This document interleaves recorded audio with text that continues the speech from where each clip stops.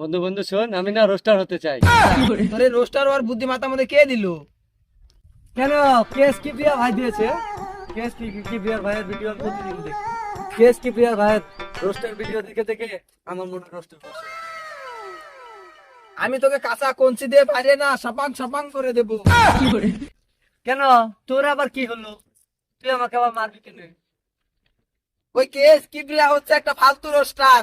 ও মানুষের সময় নিয়ে সিনেমিনি খেলে। ও কোনো রোস্টার হলো নাকি? আমগো ভিডিও অনেক ভালো হয়।